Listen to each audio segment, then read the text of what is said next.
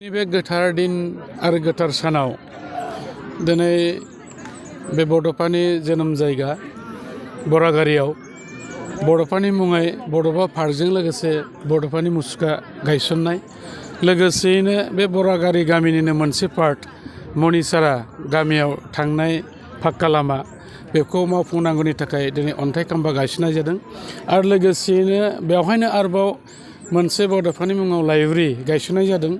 बे हाबदान जानानै दं बेखौबो गासिबो मावफुंनांगौनि थाखाय बे गोथार हाबाफारिखौ लादों आरो मिजिंथिदों बिटिआरनि मानगोनां चिफ प्रमद बर' बिथाङा बे गासै हाबाफारिखौ मावफुंनो थाखाय दिनै बे दिन थारिखखौ लानाय जादों आरो मोनसे दुखुनांथाव बाथ्रा जे बिथाङा बेवहाय गावनो सौफैनांगौ गोनांमोन नाथाय मोनसे मेसेज बिथाङा दैथायहरदों आंनि दारै रायजोफोरनो फोसावनो थाखाय बिथाङा एसे देहानि असुस्थ' जानायखाय सौफैनो हायाखै थेवब्लाबो बिथाङा मोनसे गाहाम अनसायनाय बे जायगानि बे ओनसोलनि आरो बड'फानि फारसे सिबिनाय खुलुमनायखौ बिथाङा जासिहरदों।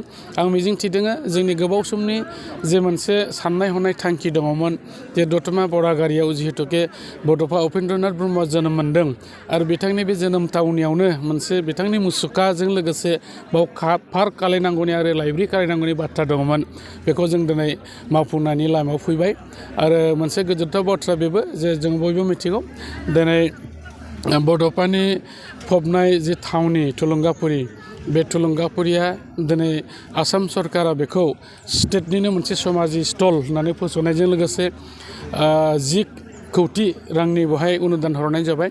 आं मिजिंथिदों बेवहाय गोबां जोङो इनफ्रास्ट्राक्चारफोरखौ लुफुंनो हासिगोन आरो बियो जोंनि बे ओनसोलनि थाखायल' नङा जोंनि आसाम आरो भारतबर्षनि थाखायल' नङा बे बिश्वनिनो मोनसे पर्यटन केन्द्र बेबायदि मोनसे जासिगोन। बेनिखायनो आङो बयखौबो खावलायदों जाहाथे जोङो बे गासै हाबाफारि मावफुंनायाव जोङो बयबो मदद होलायनानै बेखौ जाहाथे जाफुंसार होनो हायो।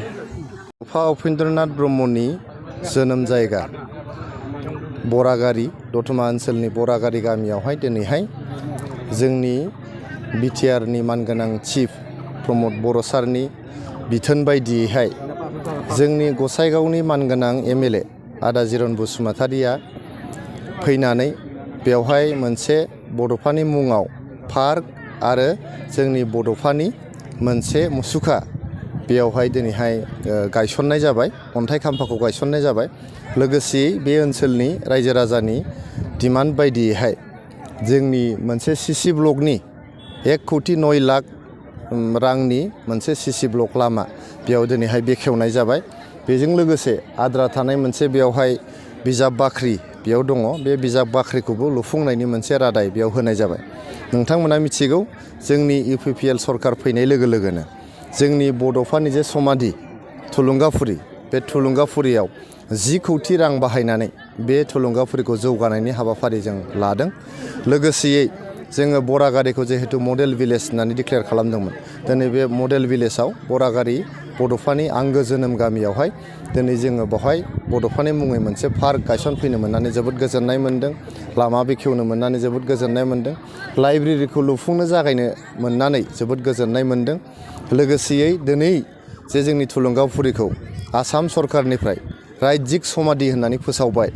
जोंनि इउपिपिएल आरो बिजेपिनि जे सरकार आसाम सरकार दङ गिबि मन्त्रि डक्टर हिमन्त बिश्व शर्मानि दैदेननायाव आरो जोंनि बिटिआरनि गाहाय प्रमद बर' सारनि दैदेननायावहाय दिनै थुलुंगाफुरिखौहाय रायजिक समाधि होननानै फोसावनाया बर'फोरनि थाखाय मोनसे जोबोद गोग्गाथाव मोनसे बियो खौरां। लोगोसेयै बे समाधिखौ थुलुंगाफुरिखौ जे दिनै आसाम सरकारानो जुग जुगनि थाखाय बेखौ खांनाय बानाय माने फेदेरनाय फोलावनाय फोसाबनाय जौगाखांहोनाय बिनि बिबानखौ आसाम सरकारानो दिनै लाजोबबाय। गोदो बड'फाखौहाय आसाम सरकारा सासे थिउरिया होननानै बुंदोंमोन बेखौ आन्दलनखारि होननानै बुंदोंमोन रायजोखौ बोखावनो नागिरदों होननानै बिथांखौ गाज्रि मुं सुदोंमोन। दिनै बे आसाम सरकारानो बिथांखौ मानिनानै सारा आसामाव बिथांनि जोनोम सान फरायसा सान होननानै बिथांमोना फोसावनो गोनां जाबाय। दिनै बर'फोरल' नङा आसामनि मोनफ्रोमबो जाथि जनगोष्ठीनि सुबुंफ्रा बड'फानि सान फरायसा सानखौहाय गोसो गोरबोजों फालिनो गोनां जाबाय सिबिनो गोनां जाबाय। फरायसा सान होननानै बेखौहाय स्वीकृति होनो गोनां जाबाय। बियो बर' माहारिनि थाखाय गिदिर देरहानाय जोंनि बड'लेण्ड ओनसोलनि थाखाय गिदिर देरहानाय बिनि क्रेडिटआ खिन्थु जोंनि बिटिआरनि मानगोनां गाहाय प्रमद बर' सारनिसिमनो थाङो।